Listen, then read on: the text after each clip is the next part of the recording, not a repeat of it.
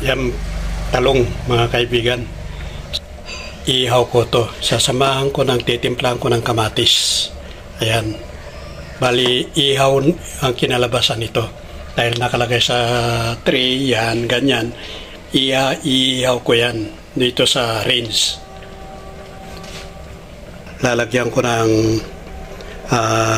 olive oil lang ang ilalagay ko. King hiniwa na talong, nilagyan ko ng kamatis, tinimplahan ko na dyan guys. At parang ihaw ko na rin, iluluto ko sa loob ng range mismo rin. Ganyan lang siya.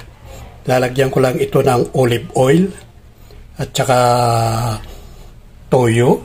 Yan, okay na yun. Ayos na.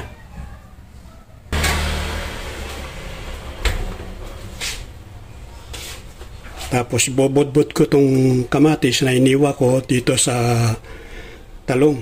Isasama ko na. Yan ang timpla niya.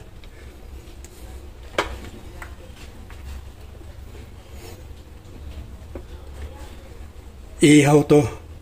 Inihaw siya. Titimplahan ko na sa loob ng rinse mismo na iluluto. Ganyan lang siya. Tapos lalagyan ko ng olive oil. Ayan. Ito ang ilalagay ko. Yung pinakamantika niya. Extra virgin olive oil. Ganyan lang ang aking gagawin. Bobot-bud lang dito mga kaibigan. Para timplado na siya. Ayun. Okay na yan.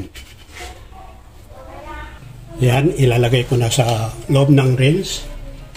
Yung aking tinimpla na talong. Bubuksan ko na at isasalang natin ulit kung ating niluluto. Yan na yung aking nilutong talong. Ayan.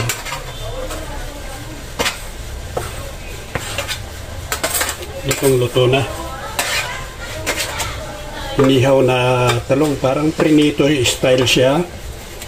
At niluto lang sa apoy. Ganyan lang. Oh, sarap nito. Ano guys, oh.